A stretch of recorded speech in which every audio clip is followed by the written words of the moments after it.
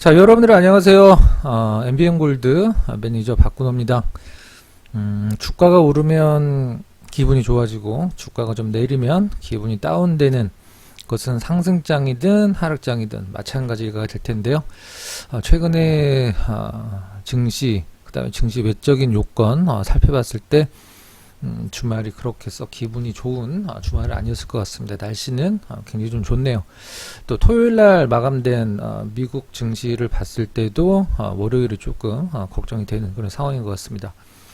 자, 오늘 자료를 좀 준비를 해서 여러분들이 지금 과연 어떤 것이 가장 궁금할까라고 생각을 해봤는데, 과연 가장 궁금한 것은 일단 미국의 금리 인상이 상단이 어느 정도 시장이 좀 나와 있죠.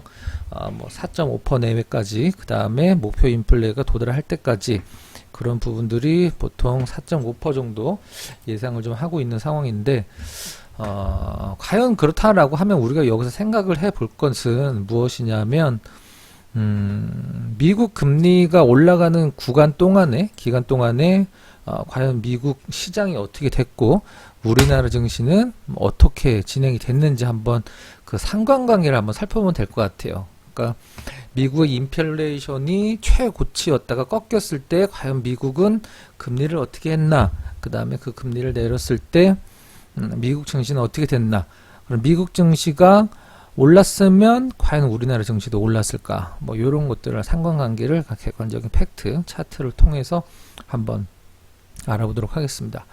자, 썸네일 한번 좀 읽어볼까요?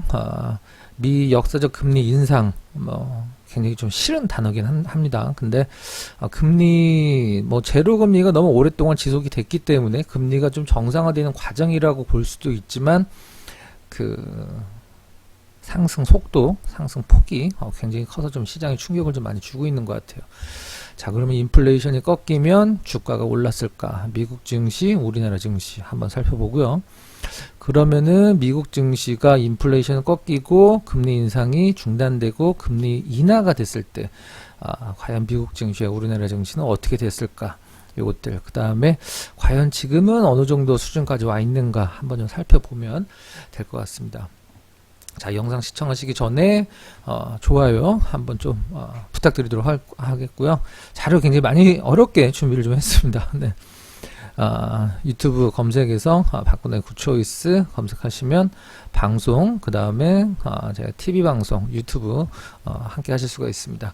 자, 그럼 오늘 준비한 내용, 여러분들이 가장 지금 시장에서 궁금해할 내용들 객관적인 팩트를 통해서 한번 좀 봐보도록 하겠습니다.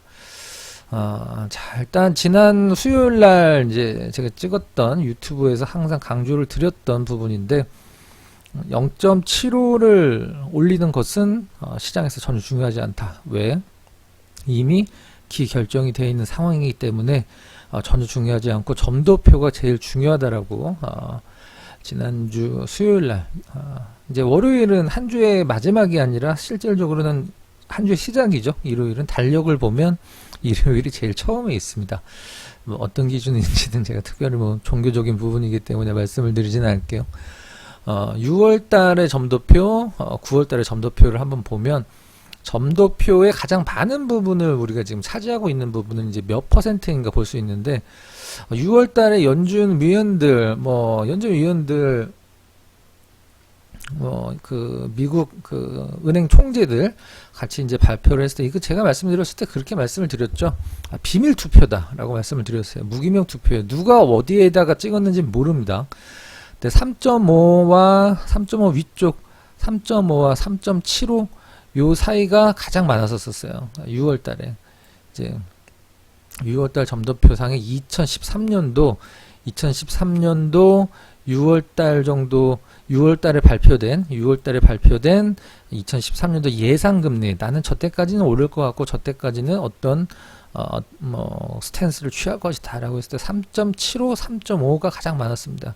근데 이번에 9월달에 발표된 것을 보면 2023년도 같은 23년도인데 좀 차이가 좀 많이 있죠. 3.75, 3.5 라인에다 그거 보면 요 라인이거든요. 요 라인. 이 라인에 연준 위원들이 한 명도 점을 찍지 않았어요. 다 위쪽으로 올라갔습니다. 그러니까 지금서부터 조금 더 금리를 2023년도에 목표 금리를 상당히 더 높게 잡았다는 걸 알 수 있죠. 시장에서 반응을 한 건 바로 이거였었죠. 실질적으로 75bp 0.75 발표를 했을 때 시장 분위기 나쁘지 않았었거든요. 근데 이 점도표 그다음에 파월의 발언, 뭐 발언이라고 우리 하지만 표현은 파월의 입방정이라고 좀 표현을 하고 싶은데 굉장히 목표 금리를 높게 잡은 걸 볼 수 있습니다. 시장에 충격을 준 게 바로 이 부분이라고 보시면 될 것 같고, 또 하나 주말 내내 뭐 유튜브 뉴스 보면 가장 많이 나왔던 게 또 이거였었죠. 금요일 날 뭐 한일 사료나 이런 전쟁 초창기 때 올랐던 종목군들이 금요일 날 또 그 러시아의 동원령으로 또 올랐습니다. 지금 이제 과거에 금리 인상 시기와 인플레와 미국이 인플레이션이 어느 정도 됐을 때 금리가 어느 정도 됐었고, 그 다음에 금리 인상을 최근에 한 20년 동안에 한 5차례 정도 지금 포함해서 올렸는데, 주식시장이 과연 그때 어떠한 반응을 보였는지 같이 한번 살펴볼 거예요. 물론 과거에 이러이러한 흐름을 보였다라고 해서 미래에 이러이러한 흐름을 보일 거라고 생각을 할 수는 없지만, 그런 것들이 담보되진 않지만, 주식시장은 월스트리트에 우리가 보통 말하는 뭐 명인들이라고 표현을 하는 투자의 대가들이라는 사람들도 입을 모아서 말하는 것 중에 공통된 부분이 주식시장은 반복된다. 주식시장 사람들이 있고 돈이 있고 뭐 어떤 주식들이 있지만 심리적인 문제로 우리가 그런 것들이 움직이기 때문에 항상 반복된다라는 것은 역사적으로 어느 정도 좀 그 팩트로 나와 있다고 보시면 될 것 같아요. 미국이 역사적인 고금리가 나왔을 때 두 번이 있었죠. 10%가 넘었을 때 금리 1975년도에 뭐 거의 15%에 버금가는 금리가 한번 나온 적이 있었고요. 그다음에 80년도 초반에 20%가 넘는 고금리가 나온 적이 있었습니다. 이거는 이제 두 개는 이제 뭐 공통된 부분인데요. 뭐 지금 우리나라에서 주식시장 하시는 분들은 모두 다 아실 거라고 생각을 합니다.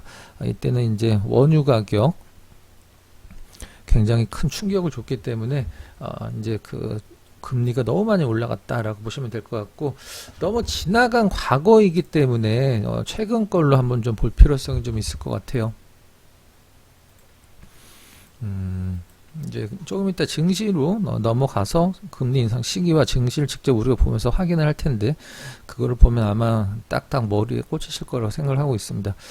미국의 1970년대서부터 지금까지 소비자 물가 지수가 나와 있습니다. 약 한 50년 정도의 소비자 물가 지수가 좀 나와 있는데, 예년에 우리가 보통 뭐 이 정도면은 빠질 거다라고 생각을 했었던 게 80년도 지난 다음서부터는 5%가 넘어가면 우리가 이제 심리적으로 물가가 어느 정도 많이 올랐기 때문에 이제 연준이나 정부에서도 어느 정도 이 정책적으로 많은 변화가 일어나고 선제적으로도 많이 정책이 좀 발표가 됐었었는데, 지금은 그걸 훨씬 좀 넘고 있는 상황이고, 아까 말씀드렸던 고금리 상황에서 고금리가 있었던 이유 두 가지, 역사적인 고금리 15%, 그 다음에 20%가 넘었던 고금리는 다 원유 때문이었었죠. 그때 미국이 역사적인 CPI도 역시 75년도, 80년도 극초반에 역사적인 CPI를 기록을 했습니다. 그러면은 이 CPI가 우리가 궁금한 것은, CPI가 여기가 고점 찍고 하락을 시작했을 때, 지금도 우리가 뭐 발표되는 CPI에 굉장히 그 촉각을 곤두세우고 있는 상황인데, 요 CPI가 꺾였을 때 혹은 금리가 인하됐을 때 금리가 이제 계속 올라가다가 고점 찍고 언젠가 떨어질 거잖아요. 금리가 뭐 지금 몇십 %까지 올라갈 수는 없으니까. 그럼 전세가 다 망합니다. 그럼 이 CPI가 꺾였을 때, 그 다음에 금리가 올라가다가 더 이상 추가 인상을 하지 않았을 때 시장이 어떻게 됐는지를 한번 우리가 살펴보면은 지금의 정답을 구할 수는 없죠. 구할 수는 없는데 어느 정도 좀 힌트는 좀 생길 거라고 생각을 하고 있습니다. 자, 요거 한번 좀 보도록 할게요. 자, 미국의 CPI가 꺾였을 때, 미국의 CPI가 최고점이었을 때 75년도 이제 원유 파동이 있었을 때죠. 에너지 내란이라고 보통 얘기했었던 원유 파동 75년도 전후, 그 다음에 80년도 전후해서 CPI가 급격하게 꺾였습니다. CPI가 급격하게 꺾였어요. 그때 미국의 다우존스 기준으로 한번 주가 한번 보면 이제 뭐 반대되는 흐름 나와주고 있어요. 아까 말씀드렸던 75년도, 그 다음에 80년도에서 CPI 지수가 올라가다가 여기까지 CPI 지수 올라갔었죠. 그 다음 CPI 지수 급격하게 떨어지면서 미국 증시가 이렇게 올라가는 흐름. 이때 바닥에서 산 사람들은 돈을 굉장히 많이 벌었겠죠. 한 5년 정도 뒤에 다시 석유 파동이 왔었었는데 그때 당시에도 역시 80년도 전후해서 CPI가 굉장히 높게 올라갔다가 이게 아마 역사적인 CPI죠. 그 다음에 이때 미국 금리가 20% 정도 갔었죠. 금리가 20%. 뭐 우리도 뭐 저기 뭐 응답하라 뭐 1988 이런 거 보면 뭐 주택은행 금리가 17%밖에 안 준다 뭐 이런 식으로 그 성동일 씨가 그 대사가 나오기도 하는데 이때는 뭐 은행 금리가 굉장히 좀 높긴 했었습니다. 실질적으로 지금이랑 좀 약간 비교가 좀 힘들죠. 하지만 그때 당시에 CPI 지수가 잡히면서 올라가던 CPI 지수가 잡히면서 CPI 지수 하락 전환이 바로 이 포인트들이죠. 요 밑에 동그라미 친 포인트가 CPI 지수가 하락 전환된 구간이라고 보시면 될 것 같아요. 주식시장이 굉장히 크게 반응을 했고 뭐 다시 좀 내려오긴 했습니다.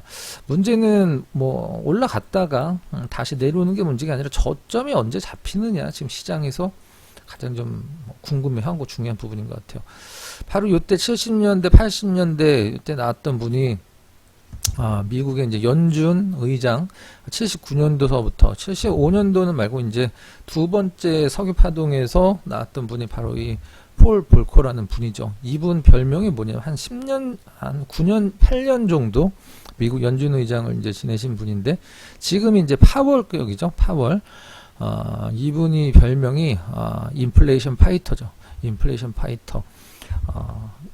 미국의 가정의 가계 뭐 경기가 망가지고 뭐 미국의 대기업이든 중소기업이든 뭐 망하든 말든 무조건 금리를 올리겠다 하셨던 분이 바로 저 분이죠. 네.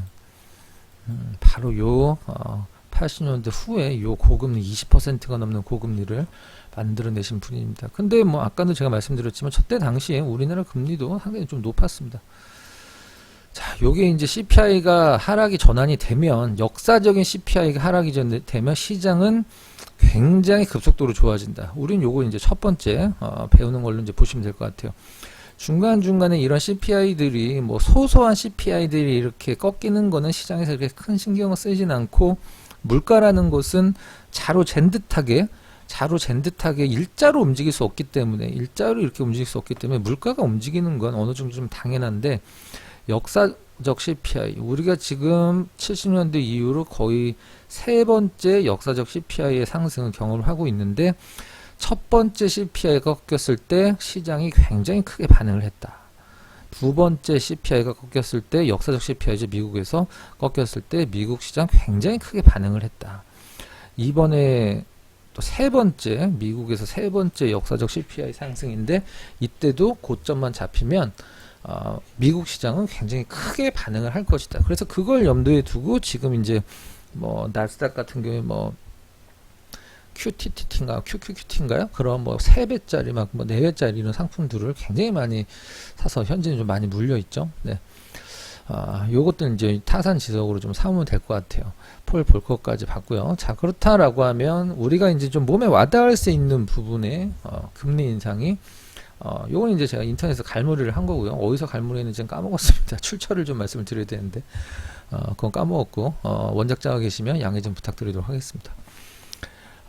미국에 이제 우리가 알 수 있는 좀 알 수 있다라기보다는 몸으로 좀 느낄 수 있는 그 CPI가 아니라 이제 금리가 올라갔을 때 총 5번이 있었어요. 총 5번이 있었었는데 94년도서부터 95년도, 99년도서부터 2000년도, 그다음에 최근에 가장 금리를 세게 올렸던 금리 올리는 폭만 본다라고 하면 이때는 좀 자잘하게 올리긴 했지만 2004년도서부터 2006년도까지 올린 금리 인상폭이 좀 가장 컸었고요. 그 다음에 우리가 지금 그 긴축 뭐 완화, 양적 완화가 아니라 긴축 재정 들어갔을 때 이제 2017년도 8년도 실질적으로 미국이 돈을 걷어들이기 시작했죠. 15년도 18년도 요때 그 다음에 마지막 5번째 지금이라고 이제 보시면 될 것 같아요. 이때 이제 미국 시장이 어떤 흐름 보였고 우리나라 시장이 어떤 흐름 보였는지 그걸 한번 실질적으로 팩트로 한번 좀 보도록 하겠습니다. 자, 미국의 첫 번째 금리 인상 구간인데 왜 금리 인상을 했는지가 중요하겠죠. 이때는 인플레이션이 터졌다라기보다는 인플레이션이 터지려고 하자 좀 선제적으로 금리를 좀 올렸죠. 아까 이제 전 화면에서 봤었던 이 첫 번째 구간입니다. 이렇게 생각하시면 될 것 같아요. 1번이고요. 2번입니다. 1차, 2차, 그 다음에 3차, 그 다음에 4차, 현재가 이제 5차라고 보시면 될 것 같아요. 이 1차와 관련된 부분 차례대로 보도록 하겠습니다. 다우존스 기준으로 1차 금리 인상 기간 동안 여러분들 이거 뭐 어떻게 생각하시는지 모르겠어요. 전체적으로 봤을 땐 지금 현재 여기와 구사합니다. 지금 현재 차트를 보면 빠지는 폭이나 속도가 이때와 비슷해요. 그러니까 지금 현재 시장에서 빠지는 거 보면 시장이 계속 올랐잖아요. 시장이 계속 오르다가 1년 이상 오르다가 급속도로 빠진 요 흐름이 지금 차트만 보면 미국이 역사적으로 5번 금리 인상을 했었던 구간과 가장 유사한 구간이 요 구간입니다. 근데 이 네모칸 친 구간은 금리를 인상하고 있는 구간이에요.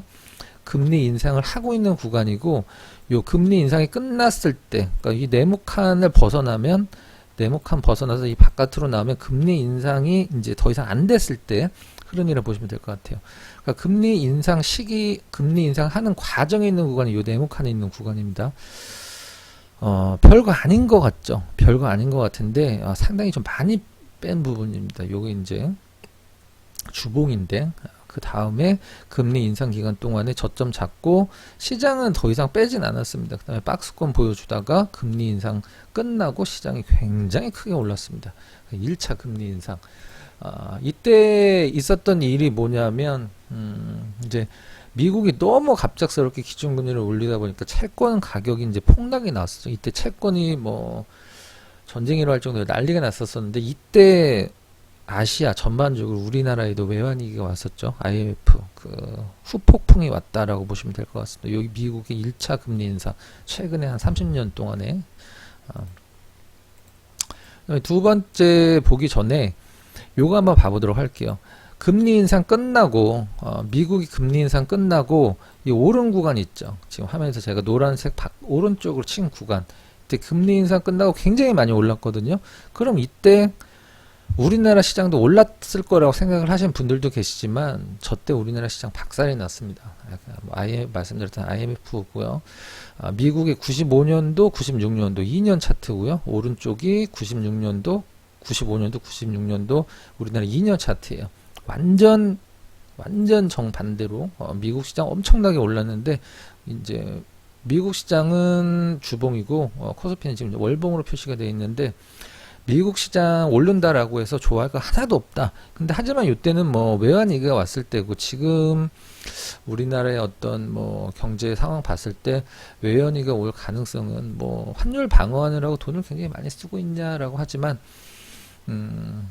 변동 확률에서 어떤 국가가 환율을 뭐 정책적으로 갖고 가는 구간에서 이제는 외환위기가 올 가능성이 거의 없습니다. 그 부분은 경제를 조금만 공부해 보시면 알아요. 네. 자, 두 번째 2차 금리 인상 시기입니다. 지금 화면에서 왼쪽에 95년도 전에 보였던 구간에서 금리 인상을 마무리 지었고요. 그 다음에 금리 인상 마무리되고 시장이 미국 시장 굉장히 좋았죠. 이렇게 계속 올랐습니다. 너무 좋았겠다. 그래서 역시 뭐 주식도 미국 주식이 짱이구나라는 생각이 드는데 이 노란색 친 구간이 2차 금리 인상 구간이죠. 이때는 우리가 보통 뭐 우리나라도 코스닥 시장이 막 생겼을 때고 그 다음에 미국 시장이 닷컴 버블, 우리나라도 닷컴 버블이 굉장히 심했던 시장인데 미국 시장도 닷컴 버블이 엄청 났었죠. 그래서 그 주가 거품이 너무 많이 생겼고 해서 연준이 선제적으로 이거 뭐 주가의 거품이 주식시장의 거품이 더 생겼다가는 이거 나중에 뭐 후폭풍 감당이 힘들겠다, 여기서 좀 막아야 되겠다라고 해서 금리를 올렸어요. 그 다음에 무슨 일이 있었냐면 주가가 전 세계적으로 주가가 대폭락이 왔습니다. 네. 지금이랑은 좀 약간 좀 다른 그런 어떤 뭐 재료들이라 보시면 될 것 같아요. 자, 그럼 여기서 중요한 건 금리 인상 시기의 흐름도 중요하지만, 금리 인상 시기의 그 미국 시장의 주가 흐름도 중요하지만, 금리 인상을 끝내고 났을 때도 그 흐름을 좀 보셔야 될 것 같아요. 오히려 금리 인상이 끝나고 나서 주가가 폭락을 좀 했습니다. 자, 3차 금리 인상이에요. 3차 금리 인상인데, 이때는 뭐 왜 이걸 올렸을까요? 금리 좀 약간 선제적으로 대응한 듯한 느낌도 있긴 한데, 이때 2007년도 8년도에 나왔던 얘기, 사실 미국 주가는 2008년도, 우리가 이제 2008년도를 금융위기라고 보통 표현을 하긴 하는데, 서브프라임 모기지론이 시장에서 위험하다라고 나온 건 실질적으로 2006년도 말이에요. 2006년도 말서부터 2007년도에도 계속 나왔습니다. 서브프라임 모기지론, 이건 굉장히 좀 불안하다. 사실 지금의 우리나라 시장 상황과 물론 뭐 너무 좀 우리나라 시장에서 주택 가격을 구입하기 위해서 돈을 빌리는 것과 미국 시장에서 주택을 구입하기 위해서 돈을 빌렸을 때 다른 점이 존재하거든요. 그냥 가장 큰 차이는 말씀드리면, 우리나라는 아파트를 구입하기 위해서 은행에서 10억을 빌렸다. 그 10억을 무조건 갚아야 되죠. 우리나라는 그 아파트가 떨어져서 3억이 되더라도. 근데 미국은 그냥 그 주택을 줘버리면 됩니다. 그래서 금융기관들이 굉장히 좀 부채에 많이 허덕였던, 그 다음에 2차 대전 후에 베이비 부모 세대들이 은퇴하면서 집을 계속 샀는데 이제 그 집도 이제 뭐 할부로 이렇게 막 사잖아요. 그런데 뭐 그거에 대한 부분들, 아니면 그 돈을 빌린 거에 대한 이자들, 이런 것들을 이제 2차 세계대전 베이비 부모 세대들이 은퇴하면서 이제 더 이상 그 이자를 납부하기 힘들어진 거야. 그래서 집을 샀다가 이제 다시 매도를 내놓으면서 집값이 엄청나게 폭락을 했었던, 지금 우리나라 구조 조금 비슷하긴 한데 그렇게까지는 되지는 않겠죠. 네. 지금 우리나라도 베이비 부모 세대들이 뭐 은퇴를 하는 시기가 뭐 이미 오긴 왔었죠. 자, 이게 좀 옆으로 샜는데, 미국의 3차 금리 인상 시기 때 미국 시장의 흐름 나쁘진 않은 것 같아요. 사실 실질적으로 이 정도만 돼도 너무 좋은 어떤 흐름이었던 것 같아요. 오히려. 근데 여기서 중요한 건 금리 인상 끝나고 미국 시장이 굉장히 좋게 반응했다가 일단 서브프라임 모기지론 맞고 시장 초급락, 2007년도 8년도에 금융위기 때라고 보시면 될 것 같아요. 지금이랑은 좀 많이 다릅니다. 네. 자, 그럼 네 번째, 미국의 금리 인상 시기 한번 보면, 굉장히 좀 부럽죠. 네. 굉장히 좀 부럽습니다. 이게 이제 왜 이런 사태가 왔냐, 뭐 금리 인상을 올리는데 주식시장이 왜 이렇게 좋아? 라고 할 수도 있는데, 이때 코로나 때와 마찬가지로 이 노란색한 왼쪽으로 갔을 때는 미국이 거의 제로 금리에 가까웠던 시기입니다. 차트 잠깐 보면 나와 있을 텐데,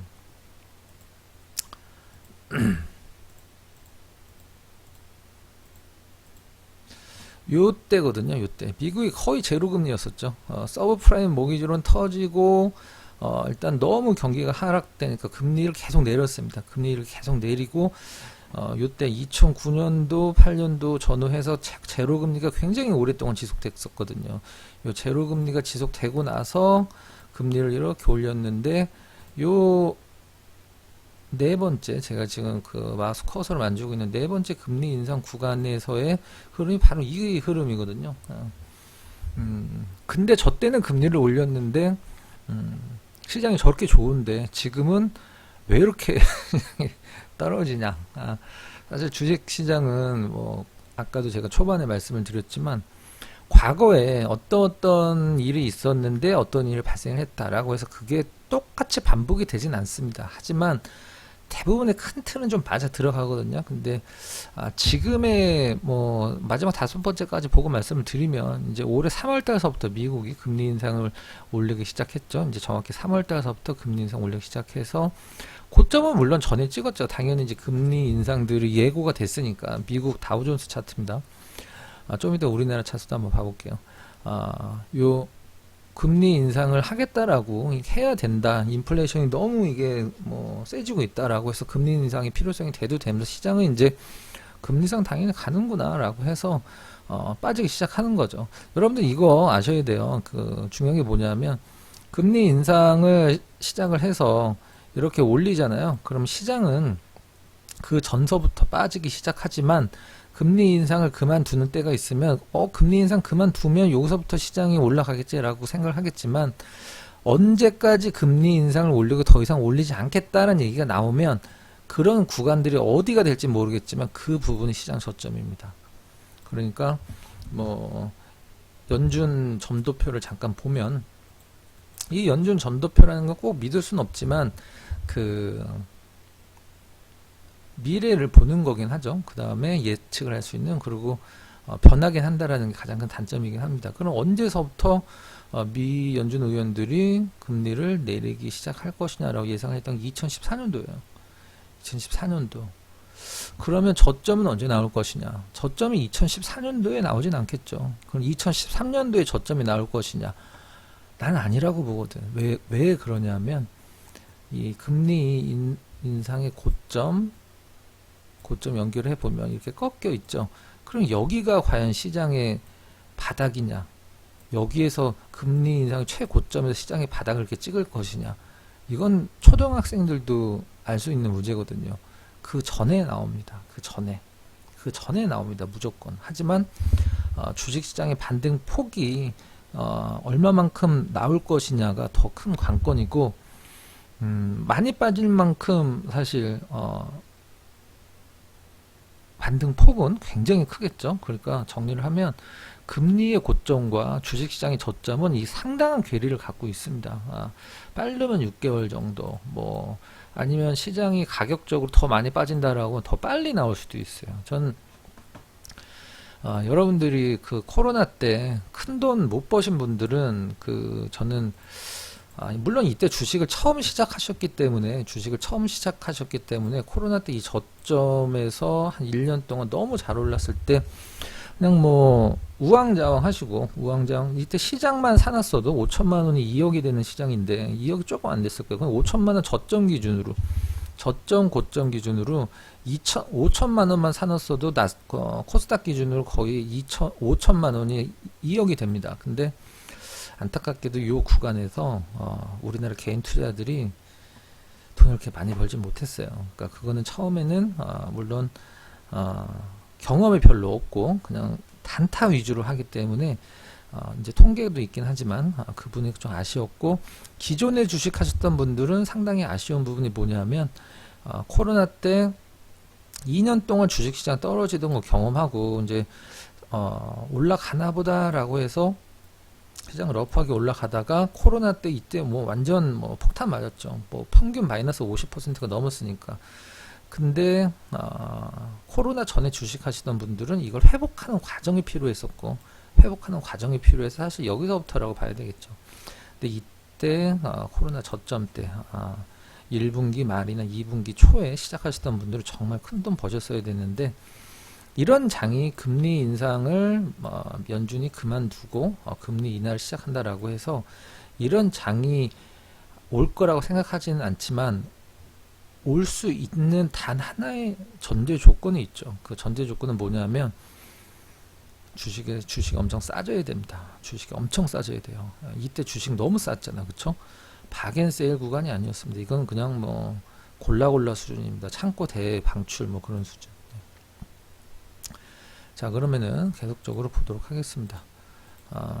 지금 이제 이게 현재죠. 이게 현재 금리 5번째 지금 금리 올리고 있는 상황이죠. 미국 다우존스 차트고요.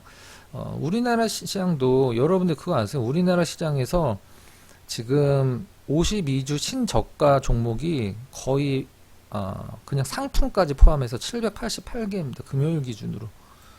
52주 신저가 52주 신저가 한마디로 1년 동안에 52주 신저가 종목이 788개예요. 상품 포함해서 상품 뭐 ETF 뭐 ETN 뭐 이런 종목 상품까지 다 포함해서 788개가 52주 신저가예요. 잠깐 보여드릴까요? 이건 뭐 여기 그냥 봐도 있을 것 같은데요. 네, 따로 식을 안 만들어도 52주 신저가 여기 있네. 52주 신저가 저가 기준으로 신저가 하면 몇 개가 나오냐면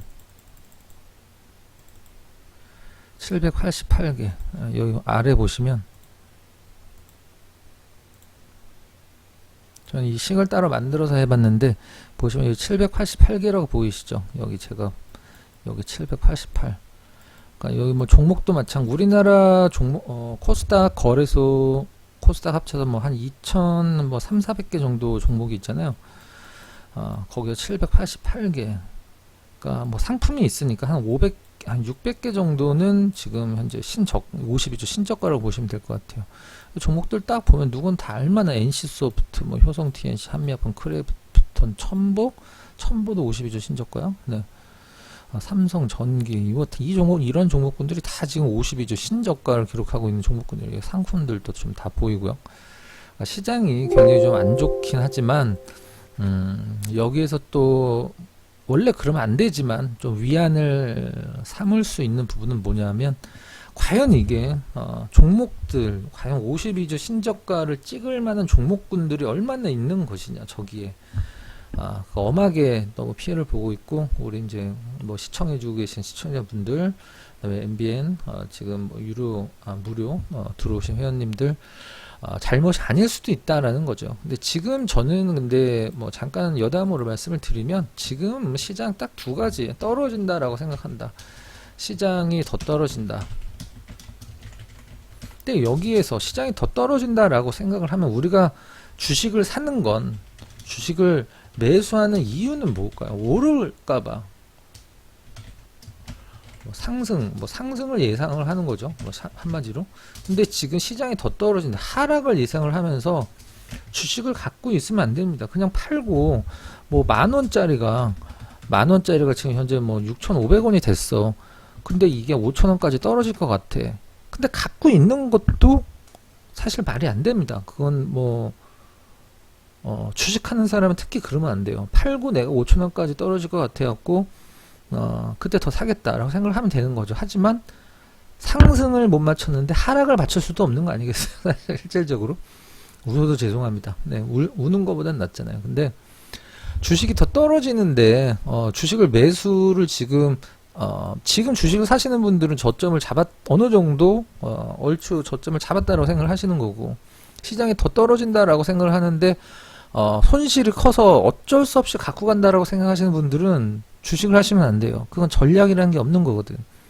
그러니까 뭐, 그 심정은 저도 이해가 갑니다. 근데, 내가 갖고 있는 종목은 시장이 어려운 상황에도 오를 거라고 예상을 하면 당연히 갖고 가야죠. 더 사야죠. 하지만, 시장이 떨어진다고 생각을 하는데, 10,000원짜리가 사서 6,500원이 됐다라고 해서, 이거 마이너스가 뭐 30%가 넘네? 근데 지금은 뭐, 팔 때가 늦었어. 이렇게 생각을 해서 갖고 가는 건, 그런 개념을 갖고 계신 분들이 주식을 하시기가 좀 약간 힘들어요. 그러니까 저는 뭐 지금 마이너스가 50%가 됐든 아니면 마이너스 30%건 이건 시장이 안 올라도 뭐 여기서 크게 폭락만 안 나면 내 주식은 굉장히 좋은 흐름이 나올 거다. 이렇게 생각하는 종목을 갖고 가도 됩니다. 오히려 더 사야죠. 제가 아까 말씀드렸듯이 미국의 인플레와 금리와 이런 거 봤을 때 인플레가 좀만 잡히면 지금 미국 인플레의 40%가 집값이란 말이죠.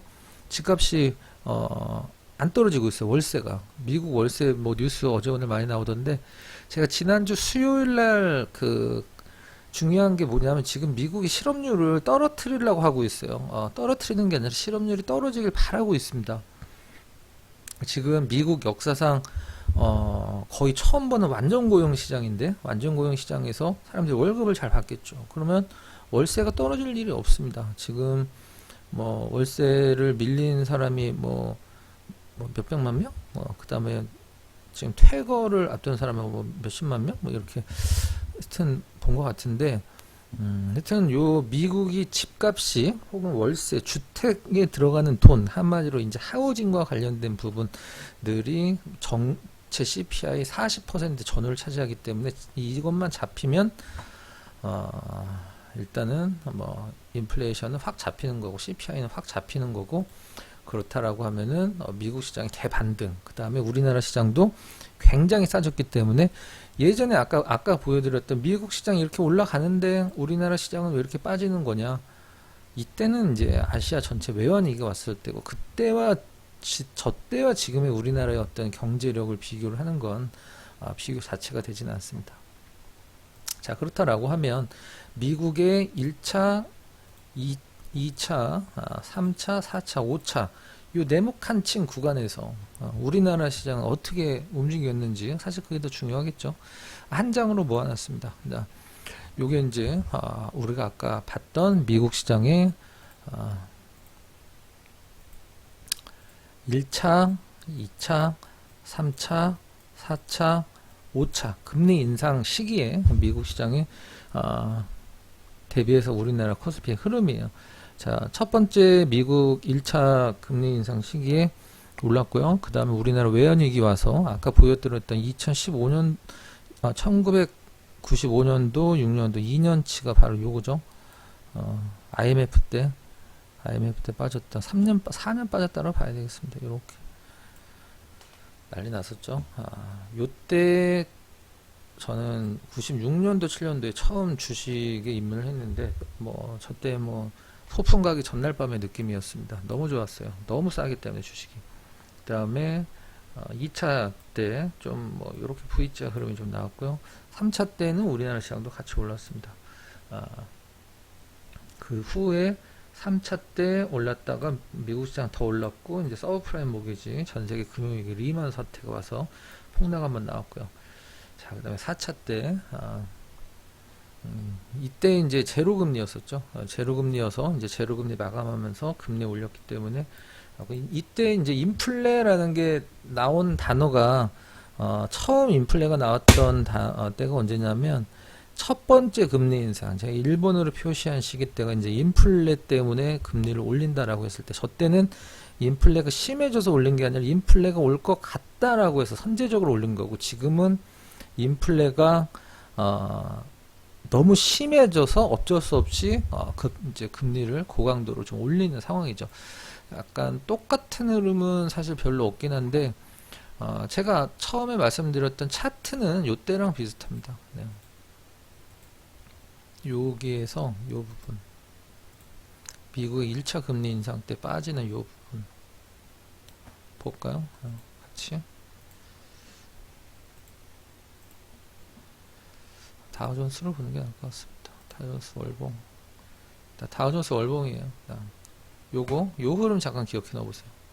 요 흐름 요렇게 1년 동안, 1년이 아니죠, 이거는 주봉으로 보자. 네. 쭉 올라가다가 쭉 빠지는 흐름. 그 다음에 요 자리, 여기까지 거의 비슷합니다.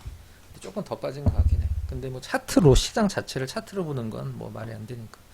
결론을 내려보면 사실 결론은 하나밖에 없어요. 요 CPI만 잡히면, 이 CPI만 잡히면 우리나라 시장이 지금 현재 미국 시장 금리나 환율이나 이런 것도 다 중요하긴 하지만, 미국 시장이 이러한 어떤 액션을 취하는 이유가 요 하나잖아요. 이거 지금 우리가 지금 화면에서 보고 있는 미국 역사적 CPI, 요것만 잡히면 미국 시장은 다 초급등이 나왔거든요.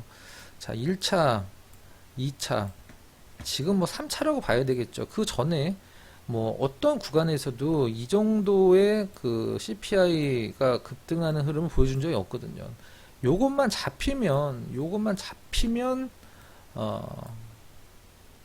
시장 초급등이다. 근데 저런 CPI들이 이렇게 잡히느냐 요런 식으로 지금 여기 뭐 2001년도 2년도 CPI 흐름처럼 요렇게 잡히느냐 아니거든요.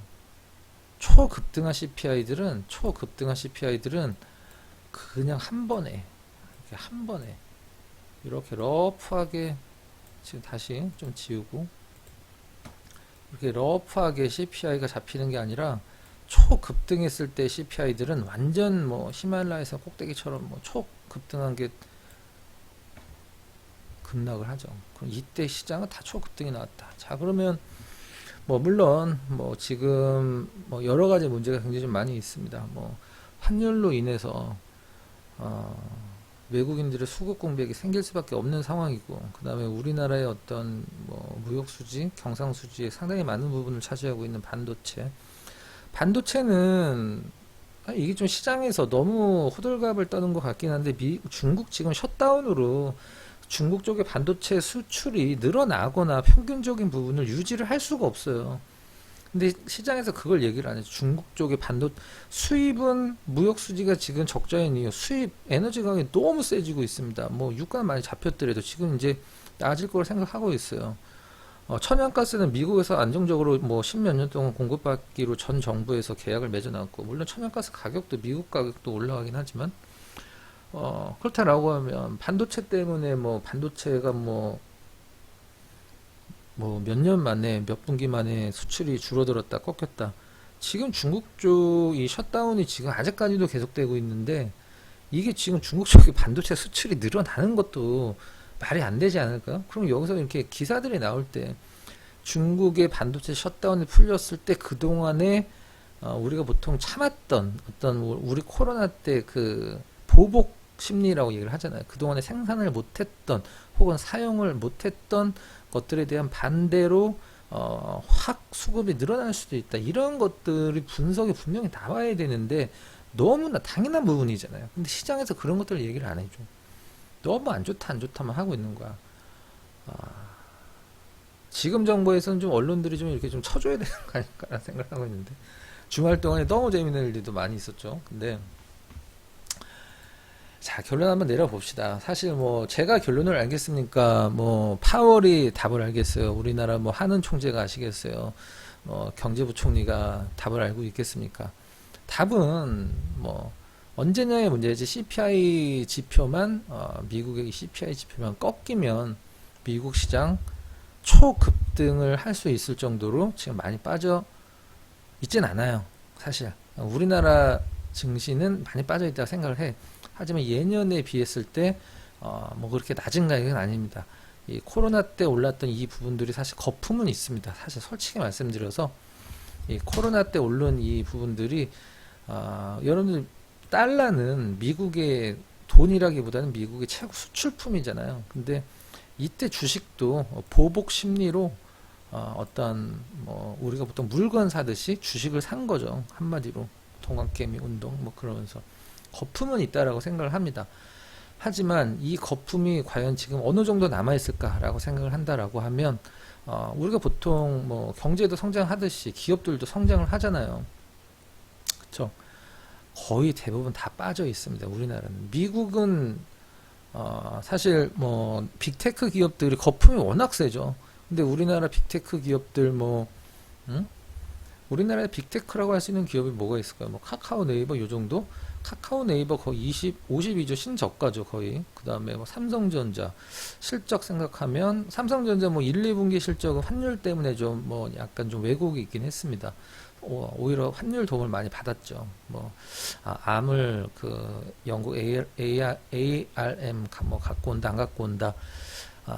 전체 다 인수하는 거는 뭐 엔비디아 때 보더라도 거의 불가능한 거고, 과연 지분 참여를 얼마나 할 것이냐. 지금 또 너무 비싸져 있어요. 한 2, 3년 전에 30조 정도 있었는데 지금은 뭐 평균적으로 70조, 그 다음에 뭐 100조까지 부르고 있는데, 삼성전자 입장에선 맨날 그 뭐 싸구려 메모리 반도체나 만드는 단계를 벗어나려면 비메모리 시장이 메모리 시장보다 뭐 훨씬 더 크잖아요. 거의 2배에 가까울 정도로 비메모리 시장이 크거든요. 단순히 비메모리 파운드리로 이 하청업체로 어떤 남아 있을 것이냐, 아니면 뭐 그렇다라고 하면 TSMC도 그냥 하청업체긴 하죠. 근데 ARM 인수해서 이 뭐 스마트폰 그 AP 쪽으로 굉장히 좋은 퍼포먼스 나온다라고 하면 뭐 굉장히 뭐 큰 기회가 열릴 거라 생각을 하고 있습니다. 하지만 너무 큰 돈이 들어가면 또 시장에서 우려감이 좀 나오는 거죠. 자, 정리를 한번 해보도록 할게요. 저점은 사실 알지 못한다. 하지만 제가 말씀드리고 싶은 건 지금 주식 걱정을 하신다라고 하면 강세장에서 주식 절대로 못 하거든요. 지금 싼 주식들 물론 뭐 다음 주가 저점이다. 아니면 뭐 23년도까지 올린다니까 23년도 뭐 2분기에 돼야 시장이 저점이 잡힐 것이다. 누구 말이 맞는지 누구 말이 틀린지 그건 모르는 거예요. 근데 그거를 단적으로 얘기를 하면 그 사람은 굉장히 무식한 거거든요. 근데 뭐 자기 생각을 얘기를 할 수는 있죠. 하지만 저는 이렇게 생각을 합니다. 딱 요 정도만 주자. 이제 시장에서 금리의 목표치가 다 나왔어요. 시장에서 지금까지는 얼마까지 올릴지가 안개속이었단 말이죠. 2013년도까지 올해 말까지 어느 정도까지 올리겠다. 윤곽이 다 나왔기 때문에 요 정도만 줘도 전 이때 회원분들이랑 진짜 뭐 수익 엄청나게 내면서 주식 정말 즐겁게 했습니다. 시장 그렇게 신경 안 쓸 때. 그러니까 지금도 여기서 이렇게 크게 떨어질 이유는 사실 없잖아요. 주식이라는 임계점이라는 게 있단 말이에요. 아무리 떨어져도 우리가 금리도 뭐 한계금리라는 게 있거든요.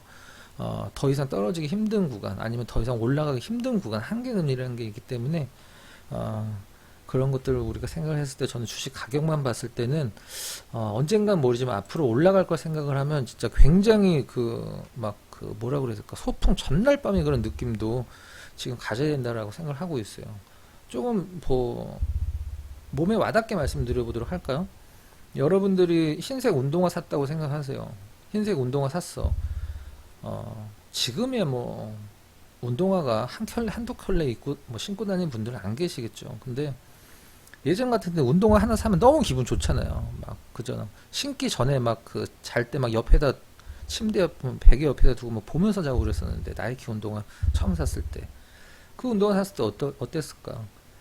밖에서 축구 못했어요. 그거 신고 들어오면 이렇게 막 닦고 근데 그게 어느 정도 좀 더럽혀지면서 했을 때는 뭐 밖에서 뭘 하든 무섭지가 않거든.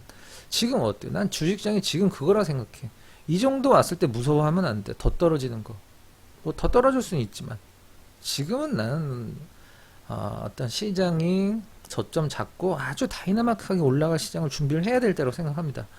CPI 지표만 꺾여라. CPI 지표는 절대 느슨하게 꺾이지 않는다. 완전 고점을 칼처럼 만들고 급락하거든요. 지금처럼 올랐을 때 앞서서 자료를 보여드렸죠.